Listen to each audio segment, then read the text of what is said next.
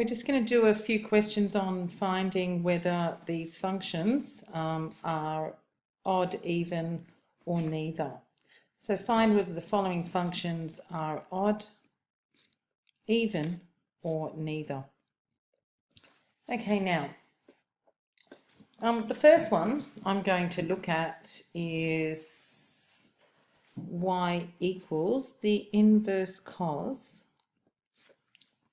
of x. Now, if I just draw that, and we should know how to draw these by now, this is pi, this is 0, that's pi and 2, that's 1, that's -1. You can already tell, for example, for even functions, you need to be able to reflect in the y-axis. This is not the case. And for odd functions, there is, it has point symmetry about the origin. So for example, this point here would be a point down here. This is obviously, this point here there should be another point on the graph down there. This is obviously not the case as well. So we're expecting that the inverse cosine curve is neither odd nor even. So let's just have a look at that. So let's look at if the function of x is inverse cos of x. Now we've already sort of looked at this last lesson. Function of negative x is cos to the -1 of negative x. Now we know, remember we looked at properties of inverse cos functions, that does not equal the negative inverse cos of x. That is pi minus cos to the -1 of x, because that's a property that we learnt about last lesson, that the inverse cos of negative x is pi minus cos to the pi minus inverse cos of x. So therefore that does not equal the function of negative x. So I'll just go, sorry, the negative function of x. So the negative function of x is, so negative function of x is negative cos to the -1 of x. So therefore it's not even, as function of x does not equal function of minus x for a start, and it's not odd, as function of negative x does not equal negative function of x. So it's neither even nor odd, which we expected, okay, because if you look at the diagram you can see that. But what I'm going to do now, I'm going to do another drawing here. I'm going to shift this down here. So instead of going, so I'm actually going to draw, so if this is y equals the inverse cos of x, I've just drawn y equals the inverse cos of x minus pi and 2. So I've just drawn y equals the inverse cos of x minus pi and 2. Now if I just draw this function nice and clearly, this is now pi and 2, this is minus pi and 2. By the looks of things, well, it may or it may not. It looks like it actually might be an odd function, because if we rotate this about the origin 180 degrees, I believe it'll sit back on top of itself. So let's try and see whether this function is an odd function, okay? So let's look at y equals the inverse cos of x minus pi and 2. So we're hoping that this one, it looks like this should be an odd function. It's definitely not even, otherwise it would look like that. Okay, so the function of negative x is the inverse cos of negative x minus pi on 2, which is, we know that the inverse cos of negative x is pi minus cos to the -1 of x, and we've still got this minus pi on 2. Now, pi minus pi on 2 is negative pi on 2 minus, sorry, no, it's not negative pi on 2, it's just pi on 2, sorry, minus inverse cos of x. Okay, now let's look at what and the negative function of x, so here's that's my function of x, so I'll put that that's equal to function of x, is the negative of cos to the -1 of x minus pi on 2, which is negative cos to the -1 of x plus pi on 2. Now that negative function of x is actually equal to the function of negative x. So therefore we have an odd function. So as we drew it there, we thought that this may be an odd function by looking at the drawing, And by proving it, by doing function of evaluating function of negative x and negative function of x, we found that negative function of x equals function of negative x, therefore it's an odd function. Just going to do one more. So another example is y equals sine to the minus 1 of the sine of x, an odd, even, or even function. Maybe neither. Okay, is y equals inverse sine of the sine of x an odd or an even function? So let's start. Function of x equals inverse sine of x. Remember, function of minus x would be inverse sine of negative sine x. Inverse sine of negative x. Now, the inverse sine of the sine of x will equal x, provided for the range negative pi on 2 is less than or equal to, I'll just put function of x or y, is less than or equal to pi on 2. And similarly here, the inverse sine of the sine of negative x will equal negative x, provided you are in the range negative pi on 2 less than or equal to y less than or equal to pi on 2. So if the function of x is x and the function of negative x is negative x, therefore the function of x equals the function, so we've got function of x is x, function of negative x is negative x, and that negative x is equal to the negative function of x, okay, because it's the negative of that. So therefore this is an odd function, as the function of negative x is equal to negative function of x. Now, you might think, well, we know sometimes you just can't apply that rule, but let's look in this domain, in this particular range for the inverse sine function here. So what I'm going to do, I'm going to look at this first one here. I'm going to look at y equals the inverse sine of the sine of x first. So what I'm going to do, I'm going to draw the normal, and remember I'm considering the range minus pi on 2 through to pi on 2, which would have been the original domain of negative pi on 2 to pi on 2. I've actually just drawn the sine x function here. So what I'm doing, this is the sine x function, not the inverse sine function. So let's say when x is pi on 2, so let's look at this. What's the sine of pi on 2? Well, the sine of pi on 2 is 1. So if the sine of pi on 2 is 1, so what is the inverse sine of 1? Well, that's saying sine of y is 1. So that's saying sine of y is 1. What is y? Well, we know sine of pi on 2 is 1. So therefore, yeah, y is pi on 2. So the inverse sine of the sine of pi on 2 is pi on 2. Similarly,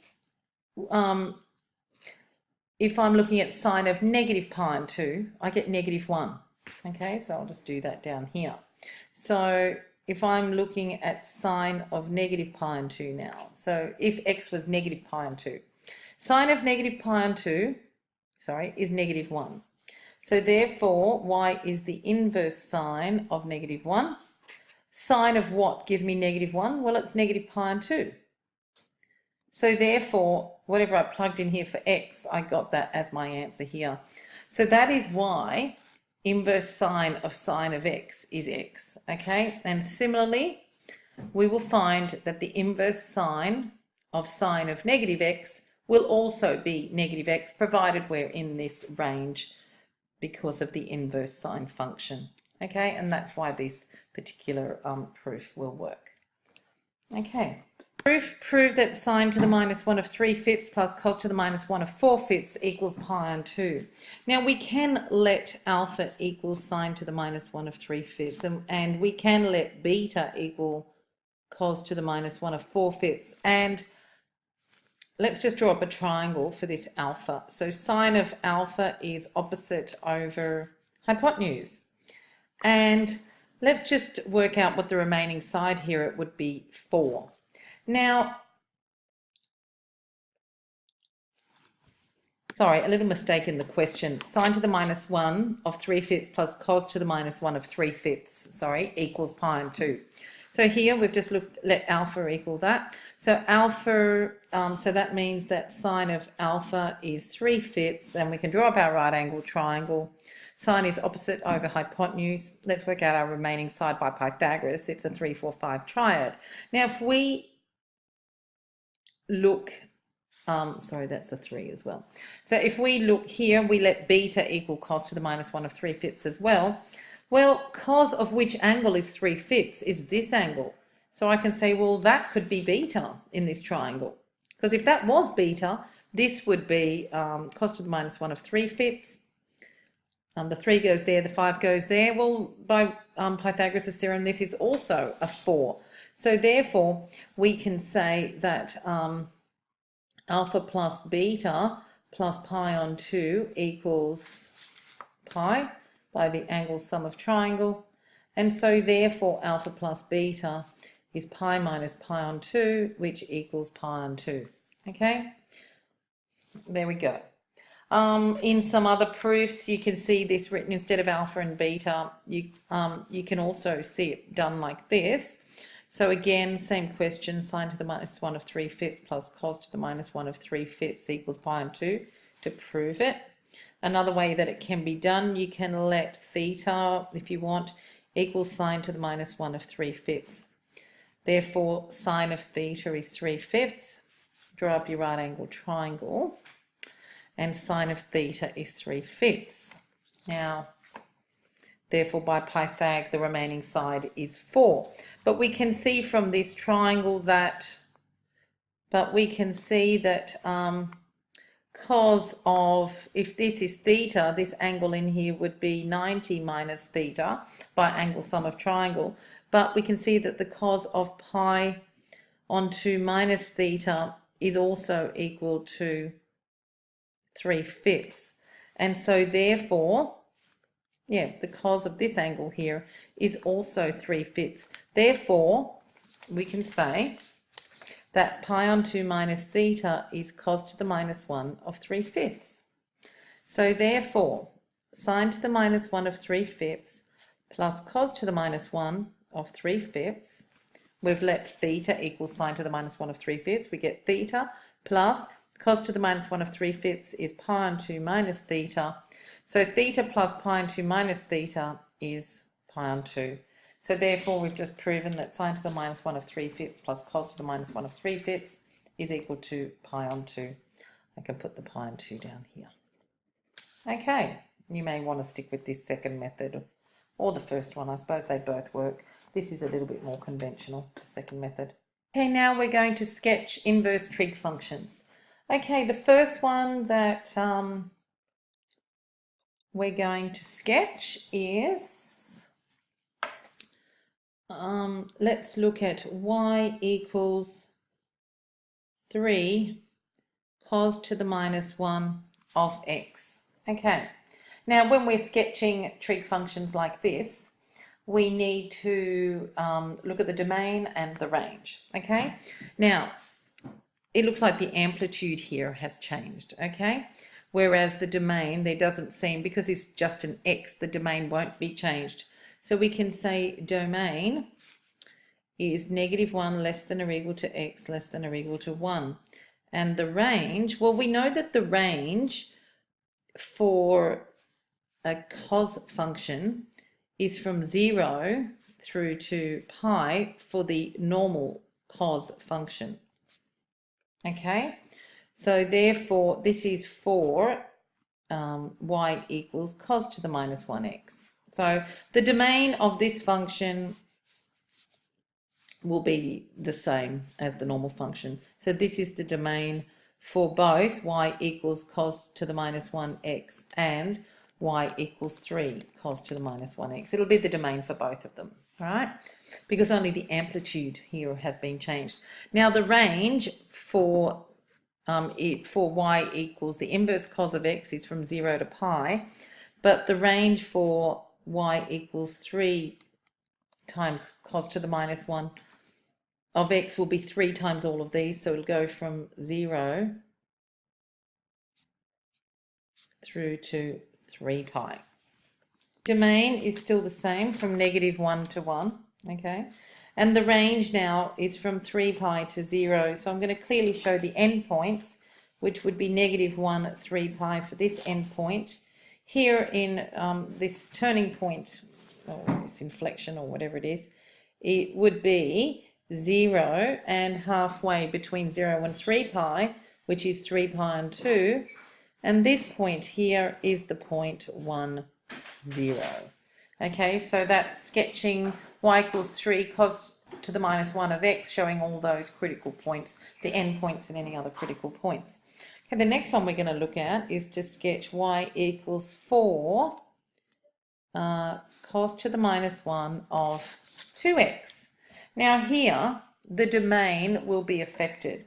So we go domain for the normal cos curve, y equals 4 cos to the minus 1 of x. Now, I know I've got the 4 here. I can just go cos to the minus 1x. The 4 only affects the range, not the domain. So domain for the normal cos, inverse cos function is -1 is less than or equal to x is less than or equal to 1. So therefore the domain for y equals 4 cos to the minus 1 of 2x. So the 2x is what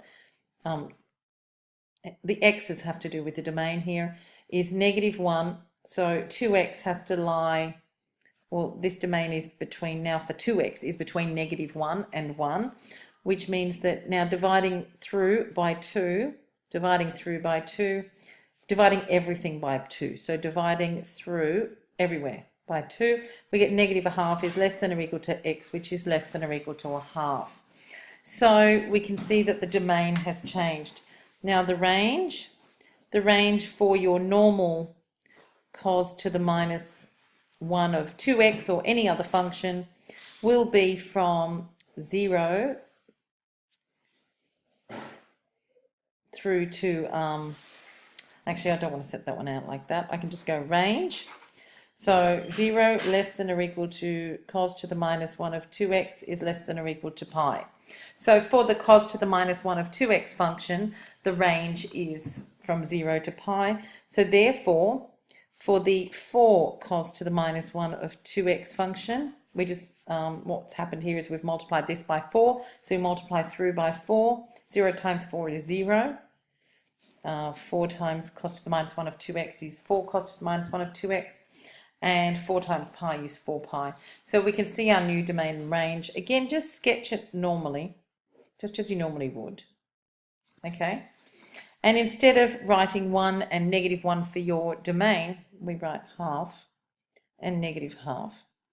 And here it's 4 pi and 0 instead of 0 and pi. So therefore this point here is 0, 2 pi. This point here is -1/2, sorry.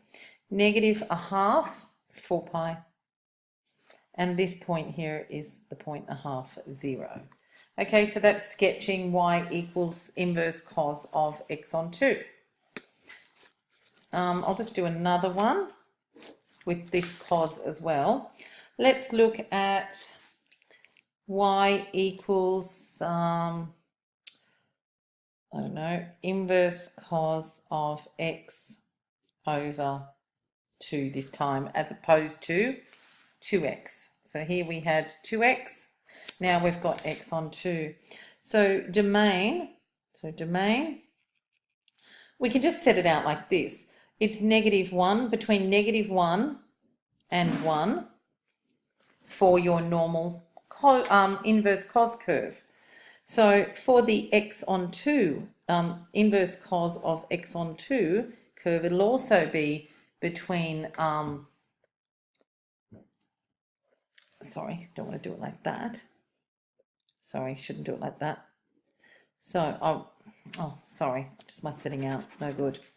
We'll set it out the way it was. So for the curve, y equals cos to the minus 1 of x, your domain, sorry, is -1 less than or equal to x less than or equal to 1. For the curve y equals cos to the minus 1 of x on 2, the domain is from -1 to 1 for the x on 2.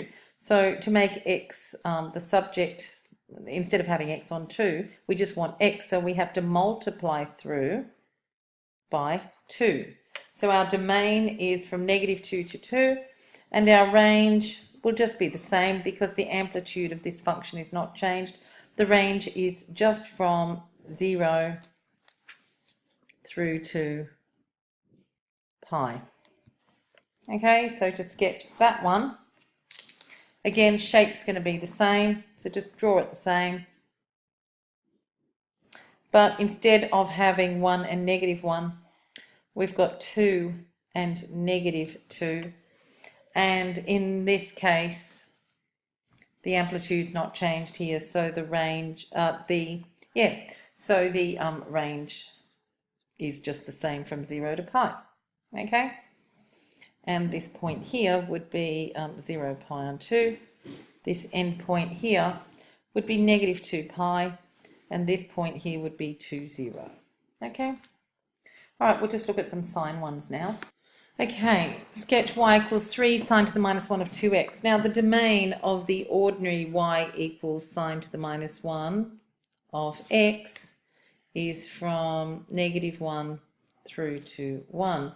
So therefore, the domain of our curve, y equals 3 sine to the minus 1 of 2x. Remember, this 3 does not affect the domain. The x's affect the domain.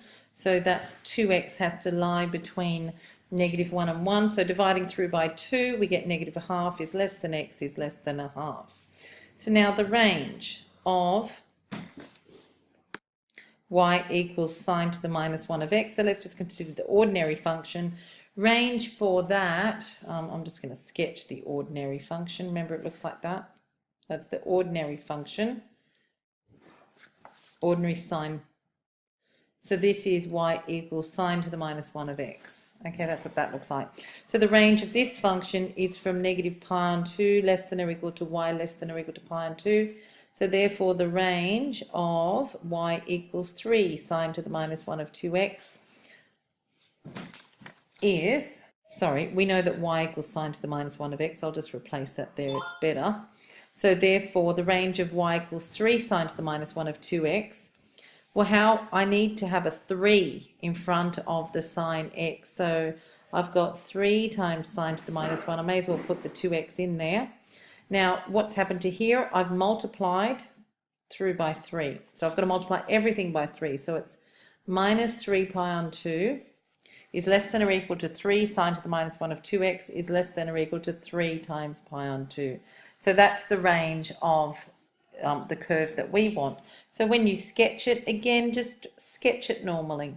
Okay, don't try and make it bigger, wider, smaller, whatever. Just sketch it as you normally would.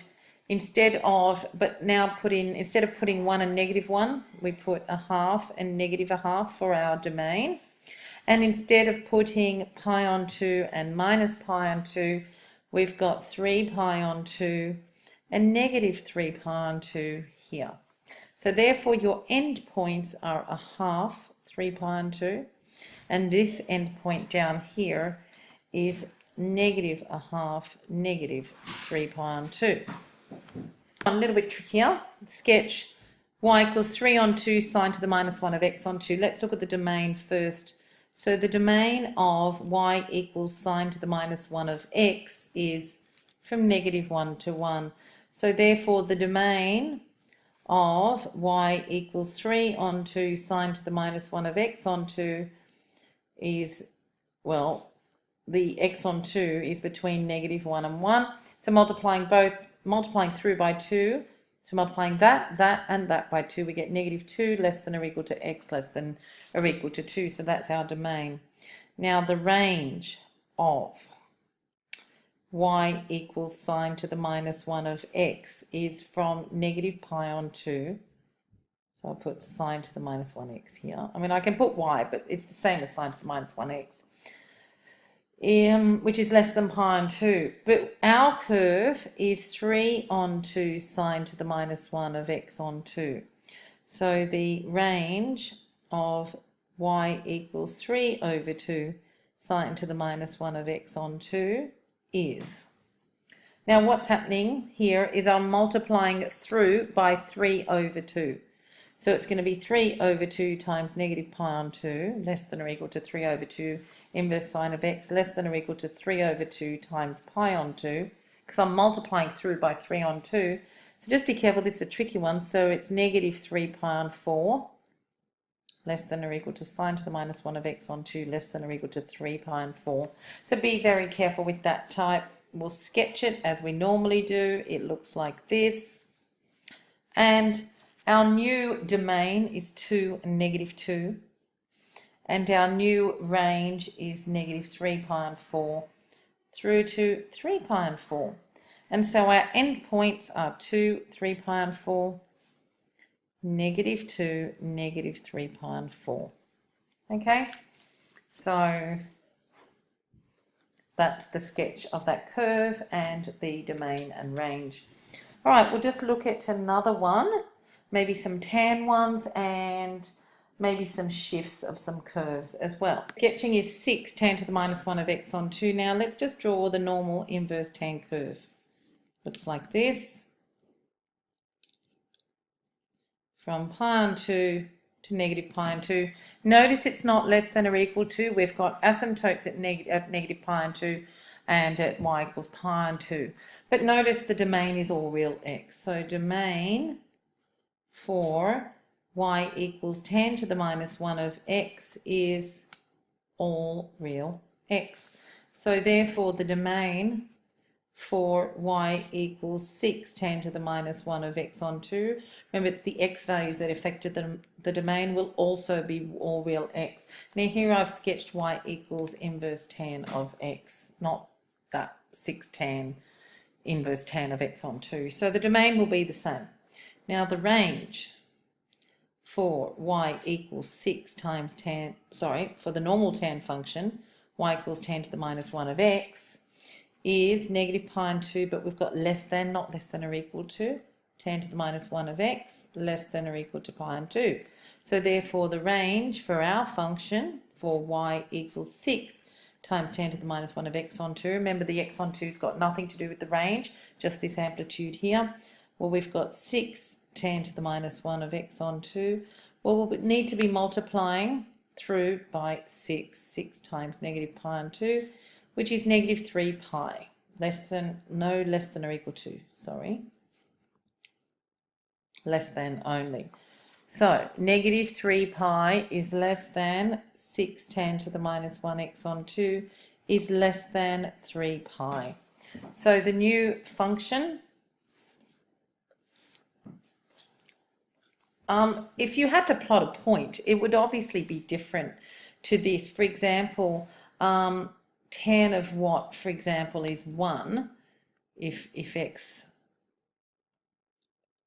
was 1, and we know that tan 45, for example, is 1, or tan pi on 4 is 1. So I could put that point there, that tan to the minus 1 of 1 is pi on 4, okay?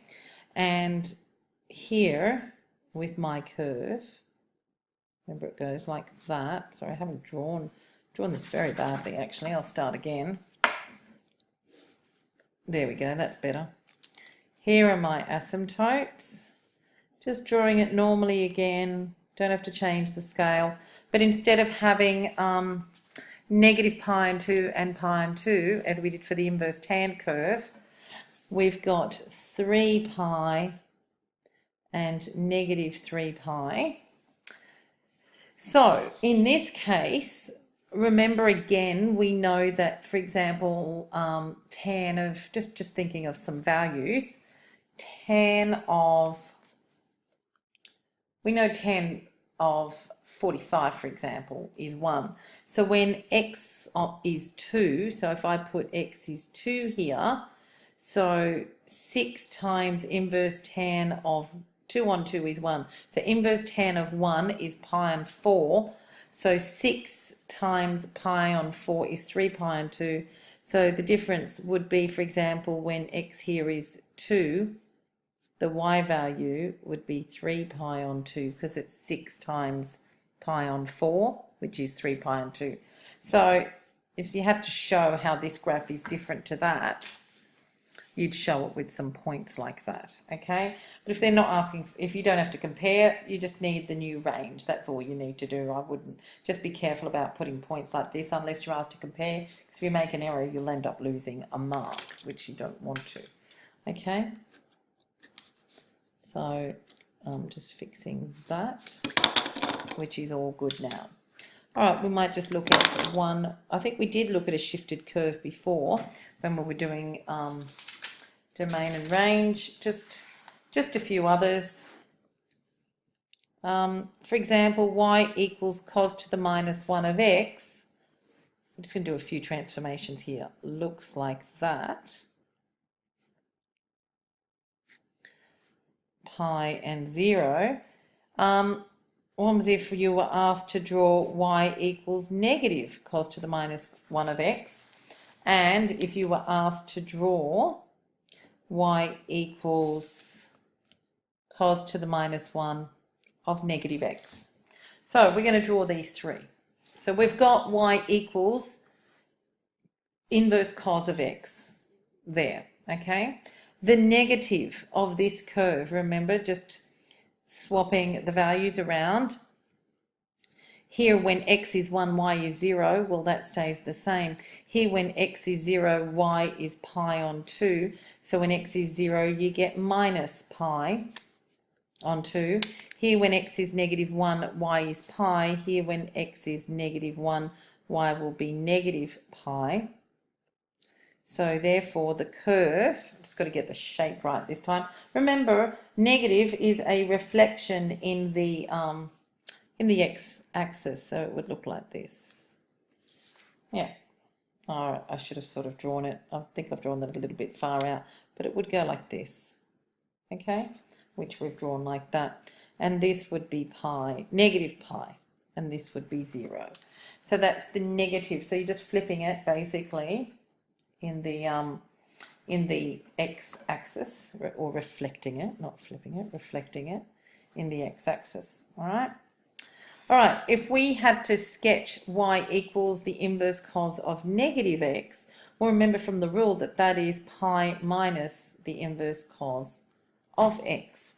Now, over here, oh, sorry, over there, over here, we've got the sketch of cos to the minus 1 of x. So just putting some values here. Now, what we'll do, we'll take this first value when x is negative 1. So I should try and keep this scale a bit similar. It's not really the same, so it's going to look different. So when x is negative 1, cos to the minus 1 of x is pi, because cos to the minus 1, inverse cos, because the inverse cos of negative 1 is pi. So when x is negative 1, it's pi minus basically pi, which is 0. Okay? Now, the next point. When x is 0, so what's the cos to the minus 1 of 0? Well, cos to the minus 1 of 0 is pi on 2. So when x is 0, we've got pi minus pi on 2, which is pi on 2. So that's our next point. Now the next point here, when x is 1, cos to the minus 1 of 1, cos to the minus 1 of 1 is 0. So it will be pi minus 0, which is pi. Okay, so it looks like we have a reflection in the y-axis here. Watching this then, we would have the graph looking like this. So, okay, so that's y equals inverse cos of x. This is y equals inverse cos of negative x, which is pi minus inverse cos of x. Now remember, when we're plotting normal functions, when you do the function of negative x, it generally is the reflection. Whatever's happening here at -1 will now happen at +1, and whatever's happening here when x is 1 will now happen at x is -1, and that's what's happened here. Okay, so when x is 1, y is 0. Here, when x is negative, so when x is 1, when x is 1, y is 0. Now that will be what happens when x is -1, y is 0. Here, when x is -1, y is pi. Here, when x is +1, y is pi. Now I've done this up, we're just going to have a look at this now in Desmos as well. So y equals, now you can't do inverse cos on this. What we do is arc cos. If you look at the different functions that there are, there is arc cos here. So y equals arc cos of x is your inverse cos of x. Notice it's going from, it's the same shape. Remember here, pi is 3.1415, etc. So this is showing, it actually doesn't have the pi, it's got the actual values. And we know that pi on 2 would be about 1.57, okay? And here, when x is 0, y is 1. Now I'm going to do y equals negative arc cos, negative inverse cos of x. We're expecting that graph to be lower, which it is. It's flipped. It's reflected in the x-axis, as we can see. So I might make this not so big now. Okay, and the last one we'll look at is y equals arc cos, or inverse cos of negative x. And that's the green one, which is what we had just sketched. It's the reflection in the y-axis. Okay, but we looked at it when we were doing it. We did y equals, because we know that inverse cos of negative x is pi minus inverse cos of x. Same graph. So you can see it's gone, it's purple, but if I get rid of that, it's the same graph. It's now green. Okay, and bringing it back again. So the green graph and the purple one are identical. That's because inverse cos of negative x equals pi minus the cos of x. Okay, so that's the end of that example. So now we can just do the same. If you can just on your own pause the video, have a go. Try and sketch y equals sine to the -1 of x, y equals minus sine to the minus sine to the -1 of x, and y equals the negative sine to the minus, sorry, I just did that one, and y equals sine to the -1 of negative x. So just pause the video. When you're ready, restart. Okay, just sketching these, we know that the sine to the -1, sorry, I haven't drawn that very well, sine to the -1 of x curve looks like this, with the domain from 1 to -1 and the range from -pi and 2 through to pi and 2. Okay, the negative of this, remember, is the reflection in the line in the x-axis, but we can just do the negative of everything that we've got there. So here, when x is 1, y is pi and 2. Now when x is 1, y will be negative pi and 2. When x is 0, y is 0. When x is -1, y is negative pi and 2. So when x is -1, it'll be positive pi and 2 there. Remember, it's a reflection in the line x equals 0 in the x-axis, sorry. So therefore the graph will look like that. Okay, no arrows on the end. It stops and starts and stops, or starts and stops there. Don't want any arrows on the end. Some little circles will do. You can even write down what your endpoints are. Okay, so endpoints here will be -1 pi and 2. Here we've got 1 negative pi and 2. So that's y equals inverse sine of x. Y equals negative inverse sine of x. Now we know that the inverse sine of negative x is the same as the negative inverse sine of x. In other words, you've got the same curve. Okay, let's go to Desmos and confirm that. Okay, we've got y equals the inverse sine of x is the red curve. Okay, I'm on there now. Y equals the negative inverse sine of x is the blue curve. And we're going to do y equals the inverse sine of negative x, and we're expecting it to be the same. The green one is the same as the blue one. And if I click, there's the green curve. Inverse sine of negative x is actually the same curve as the negative inverse sine of x. So they're identical curves, okay? All right. Video, and I want you now to draw these three curves. Y equals inverse tan of x, y equals negative inverse tan of x, and y equals the inverse tan of negative x curves. And we'll check these on Desmos as well. Checking solutions, y equals inverse tan of x should look like this. Negative inverse tan of x, for example, whatever value of x this is, you've got that value of y, the positive value of y, so you just come down for the same negative value when x is that same value there. Instead of going positive, you go negative. Same here, when x is this negative value, you've got negative. So when x is the same negative value, you've got the positive value. And again, the inverse tan of negative x, the rule that we learned last lesson, is negative inverse tan of x. And if we go to Desmos, we'll just check those. So it's the same graph. Okay, just looking at this curve. The red one is the inverse tan of x. We would have an asymptote here at pi on 2, okay? This blue curve is the negative inverse tan of x, and the green curve is identical. The inverse tan of negative x is identical to the negative inverse tan of x, okay? So just showing those again. Things here using Desmos. I'm going to look at the sine of the inverse sine of x and look at my graph.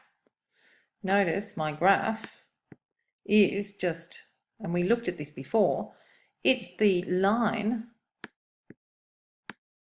y equals x. However, it only goes from, oh, well, of course, because the domain, yes, because the domain for the normal sine, inverse sine function, this is the inverse sine function, its domain is only from 1 to -1. We can only have, therefore, if we can only go from 1 to -1, this whole curve, the y values will also only go from 1 to -1, because when x is 1, y is 1. We looked at this function before, the sine of the inverse sine of x. Now, that is very different. So that one's in red. That's very different to doing the inverse sine. Now, that's inverse sine of the sine of x. That looks quite different. And that seems to be this zigzag function. Look at this function. It's like a zigzag curve. And it's going obviously up to pi on 2 here, down to pi on 2 there.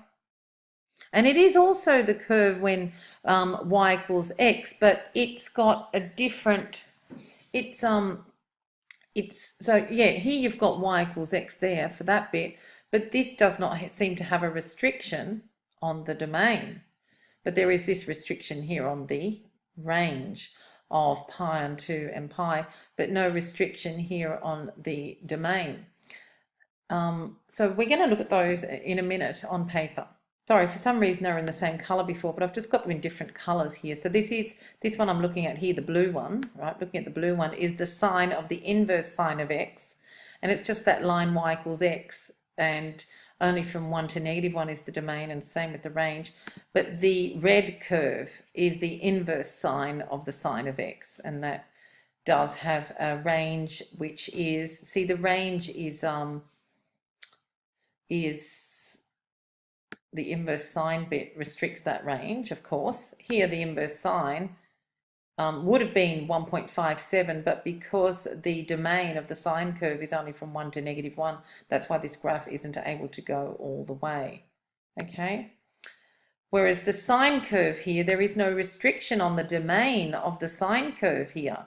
So inverse sine of the sine curve, no restriction on the domain for the sine curve, which is why there's no restriction on the domain here for the inverse sine of the sine curve. Okay, however here, because we've got y equals sine of inverse sine, we've got a restriction on the domain of the inverse sine curve only from 1 to -1, then that's why this graph is going nowhere beyond the blue section, okay?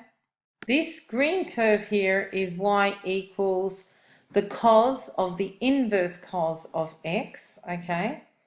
So the inverse cos of x we know has a restricted domain of 1 to -1, and cos and inverse cos basically undo each other. So because it's basically the curve y equals x, but however it's got a restricted domain of 1 to -1, because this is restricted here with this inverse cos, only has a domain from 1 to -1. So therefore it is like the curve y equals x, but just from 1 to -1, and when x is 1, y is 1. However, if we look at y equals the inverse cos, so the arc cos of the cos of x, we have this zigzag thing again. So green function, there it is. This other function, however, it's because the normal cos x has no restriction on the domain.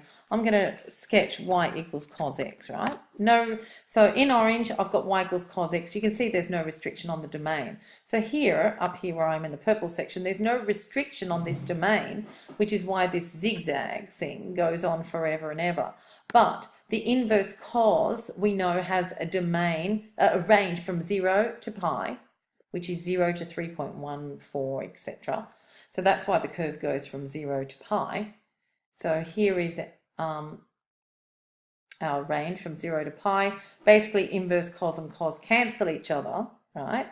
But this is why the domain for this one keeps going on, the purple graph keeps going on forever and ever, okay?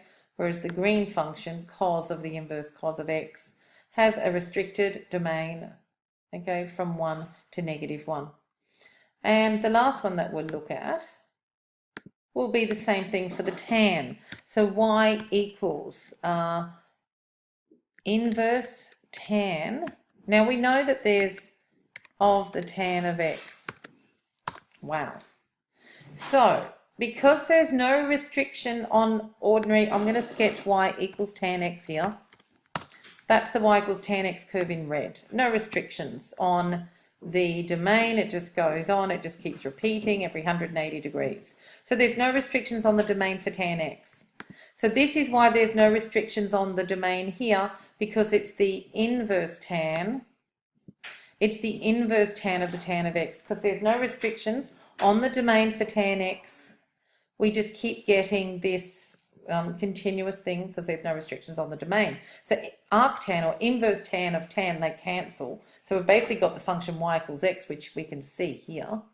Okay, straight line y equals x. All right, but no restriction on the domain. Now, if we look at y equals the tan of the inverse tan of x. Oops, sorry, I've done something wrong. The tan of the inverse tan of x, just cutting that off, we have something quite different. We do still have like this line y equals x, but the reason why this goes on forever and ever here is that inverse tan of x has no restriction on the domain as well. So the inverse tan of x, remember, domain all real x. So that's why this goes on beyond, it's for all real x. The blue just goes on forever and ever, basically, all real x. So basically, sorry, not t, we're really just drawing the function y equals x, okay, but there is no restriction on, because tan and inverse tan cancel, there's no restriction on the domain, because there's no restriction on the domain for inverse tan of x. Okay, and looking back again at the black curve, which is the inverse tan of the tan of x. Again, no restriction on the domain, because there's no restriction on the domain for either tan x or inverse tan of x. Okay, that's the black one. The other one is the blue one. Okay, all right, that is the end of the video. I will email you some questions to do.